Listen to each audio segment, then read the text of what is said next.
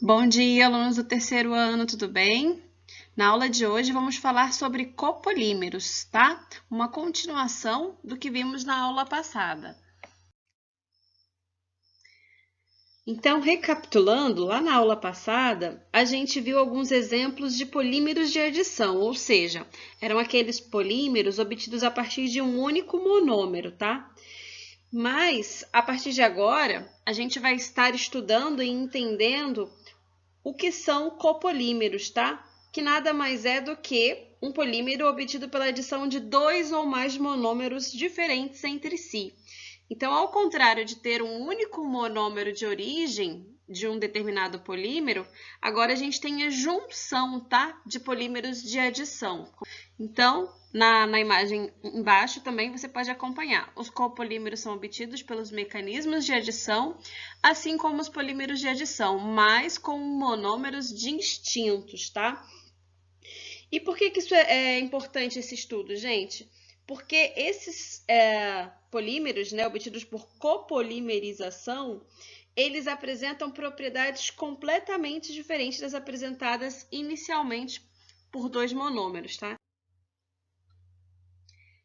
Agora que vocês estão cientes, né, que os copolímeros são formados por um processo de polimerização entre dois ou mais monômeros diferentes entre si, vocês precisam entender a diferença entre um copolímero de condensação e um copolímero comum, tá? E essa diferença está associada justamente à eliminação de moléculas pequenas, como água, ácido clorídrico e amônia, tá? E esses copolímeros de condensação são muito importantes no nosso uso diário, tá? Eles são utilizados, por exemplo, para produzir fibras, como veremos a seguir. O primeiro exemplo que veremos de copolímero de condensação são os poliésteres. Então, vocês podem acompanhar a leitura lá na apostila de vocês, página 40, tá? Então, os poliésteres, ao contrário do que a gente estava acostumado a ver, né, quando eu tinha normalmente um alceno, ou seja, o hidrocarboneto de dupla ligação, a gente tinha a formação de radicais, né, e esses monômeros se juntavam, né, a partir das extremidades, das cadeias laterais. Só que agora, na polimerização de condensação, essas cadeias crescem apenas nos grupos funcionais, tá?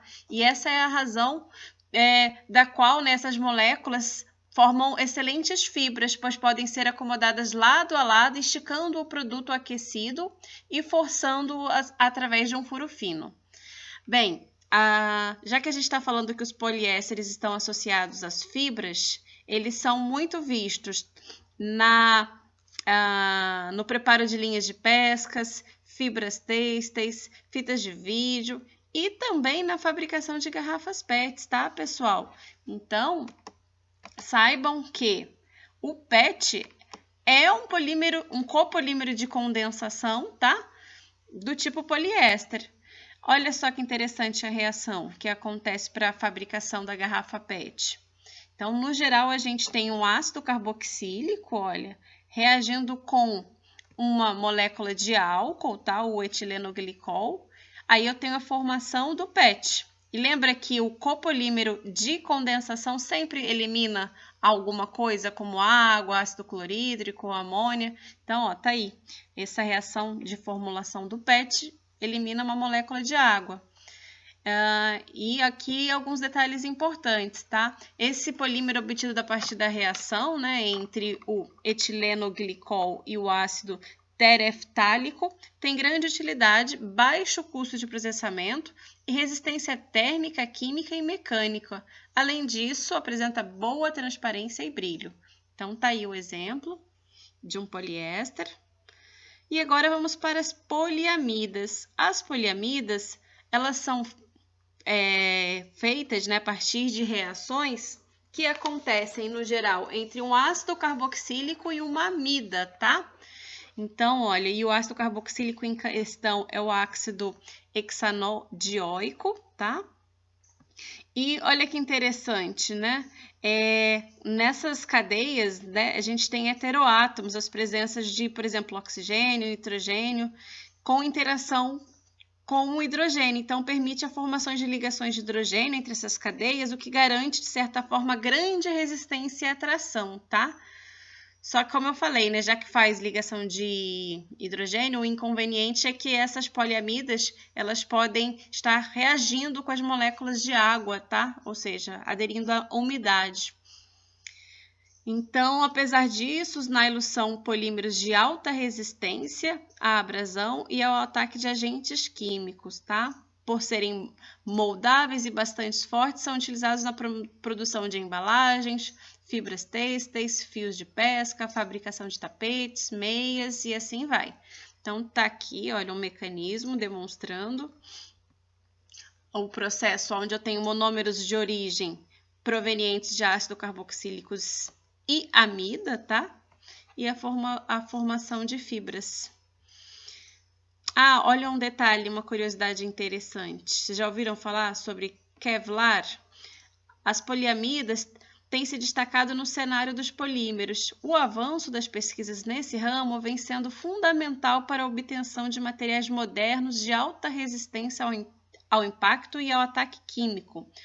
O Kevlar, uma poliamida obtida a partir do ácido parabenzodioico por condensação com o para-diaminobenzeno, representa bem essa classe de materiais. Então, está aqui, ó, demonstrando que esse material ele é muito utilizado nos coletes à prova de balas, tá?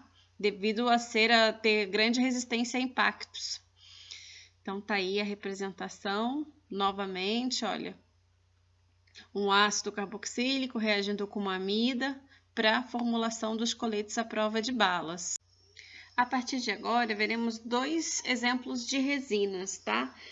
Que tratam-se de copolímeros, já que são formadas, né, por um processo de polimerização entre dois monômeros diferentes, tá? A resina ureia formaldeído, a gente tem como monômero de origem, olha, uma amida e um aldeído, tá? As resinas, elas podem ser produzidas como impermeabilizantes, por exemplo, né? E elas têm diversas aplicações industriais importantes, tá? Como a utilização nas madeiras, né? Como impermeabilizantes, no revestimento de pisos, tá? Então, tá aí a reação. Então, resumindo, né? Nós temos um aldeído, no caso a ureia, como monômero, reagindo com outro monômero chamado formaldeído, né, que neste caso é um aldeído, para criação de uma resina, que trata-se de um copolímero, né, de alta resistência e excelente dureza. Está muito utilizado para a proteção de materiais do desgaste mecânico. Dando sequência, agora veremos outro tipo de resina, agora formada por fenol e formaldeído. Então, muito parecido ao que aconteceu na anterior, só que agora eu tenho como monômero o fenol, ó, lembrando que fenol é um anel aromático, né, do tipo benzeno ligado a uma hidroxila OH, tá? E aqui, novamente, o formaldeído, que é um aldeído. Então, essa reação pode estar acontecendo em meio ácido ou básico, tá? E como produto final, eu tenho uma estrutura de muitos anéis de fenol ligados uns aos outros por meio de grupos metilenos, tá? Então, tá aqui a representação de um outro tipo de resina, tá? Chamada de baquelite. Como eu dito aqui, olha, essa estrutura ainda é muito utilizada na atualidade. Vocês já ouviram falar sobre baquelite? E vamos lá, gente. Para finalizar, polímeros à base de silício, tá? Então, a gente está falando agora dos silicones. E os silicones, eles são constituídos de cadeias longas de oxigênio e silício, tá? Então, tá aqui a reação, demonstrando, né, como que é formado essas reações.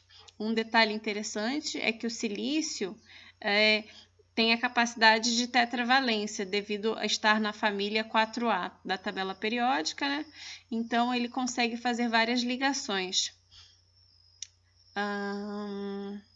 Aqui está dizendo que uma das aplicações é na produção de tecidos à prova de água, porque os átomos de oxigênio se ligam ao tecido, deixando os grupos metilas hidrofóbicos expostos ao contato externo com a água.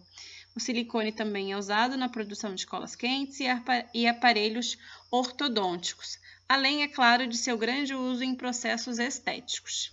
Então, por hoje é só, pessoal. Agradeço a participação de vocês até aqui. E agora, bora realizar os exercícios. Novamente, como trata-se de polímeros e copolímeros, a matéria em si é um pouco mais conceitual, tá?